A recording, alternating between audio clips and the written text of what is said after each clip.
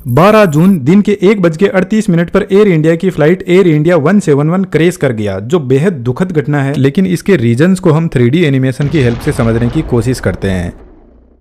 यह एयरप्लेन अहमदाबाद से 242 पैसेंजर को लेकर 1:36 पर लंदन गेटवे की तरफ उड़ान भरता है। करीब 2 मिनट तक एयरप्लेन रनवे पर अपनी स्पीड को बढ़ाता है। जब एयरप्लेन 300 किलोमीटर पर आवर की स्पीड तक पहुंच जाता है तो प्लेन रनवे से टेक ऑफ करता है। अभी प्लेन ने जस्ट टेक ऑफ किया है और सिर्फ 191 मीटर की हाइट पर पहुंचा है, लेकिन प्लेन का पायलट मेडे कॉल करता है एयर ट्रैफिक कंट्रोल के पास में और इमरजेंसी के बारे में बताते हैं कि प्लेन लिफ्ट नहीं कर रहा है। इसके बाद में कनेक्शन लूज हो जाता है और एयरप्लेन धीरे धीरे नीचे आने लगता है और एक हॉस्टल के बिल्डिंग से जाकर टकराता है और जबरदस्त ब्लास्ट होता है।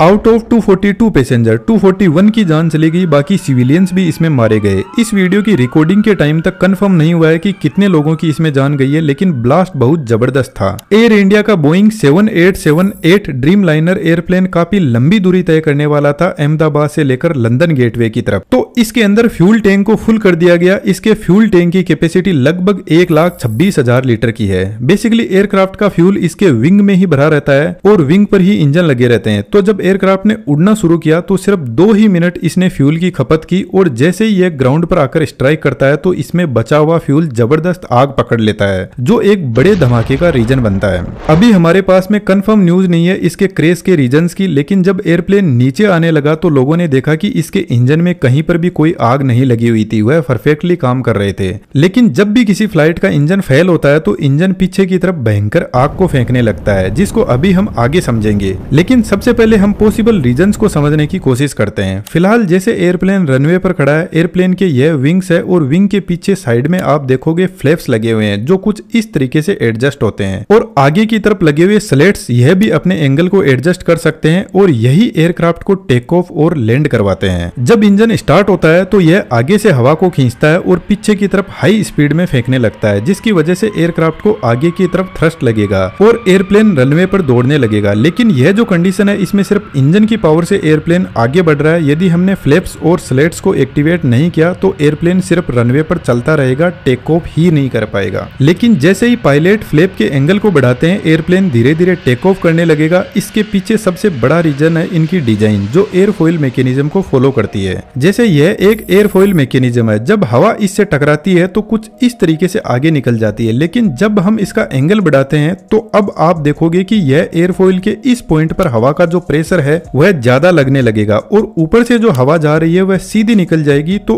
इस पॉइंट पर एयर का जो प्रेशर है वह लो हो जाएगा और हमें अच्छे से पता है चीजें हमेशा हाई प्रेशर से लो प्रेशर की तरफ बढ़ती है। तो जैसे ही पायलट एयरप्लेन के फ्लैप और स्लेट एक्टिवेट करता है तो विंग के ऊपर की साइड में लो प्रेशर जनरेट होगा और एयरप्लेन टेक ऑफ करने लगेगा। लेकिन एयर इंडिया के बोइंग 7878 ड्रीम लाइनर में प्रोबेबली एक्सपर्ट्स का ऐसा कहना है कि यदि फ्लैप और स्लेट टेक ऑफ के बाद में यदि उनमें कोई टेक्निकल एरर की वजह से कोई प्रॉब्लम आई तो यह एयरप्लेन को लिफ्ट प्रोवाइड ही नहीं करवा पाएंगे और एयरप्लेन अपने आप नीचे आने लगेगा। लेकिन बोइंग का यह एयरप्लेन बहुत ही ट्रस्टेड एयरप्लेन है, इसमें ऐसी प्रॉब्लम होने के चांस बहुत कम होते हैं। तो यहाँ पर दूसरा बड़ा रीजन हो सकता है गर्मी। यदि आपको पता हो तो राजस्थान और गुजरात के एरिया में बहुत ज्यादा टेम्परेचर बढ़ा हुआ है अभी के टाइम, और जब टेम्परेचर बढ़ता है तो हवा की डेंसिटी कम हो जाती है, जिसकी वजह से एयर पार्टिकल दूर दूर चले जाते हैं। यह लंबी दूरी का विमान था तो जनरल सी बात है इसमें बहुत सारा लोड भी होगा और यदि लोड ज्यादा हुआ ऐसी गर्मी में तो प्लेन टेक ऑफ तो कर जाएगा, लेकिन हवा की डेंसिटी की वजह से लिफ्ट प्रोवाइड नहीं करवा पाएगा।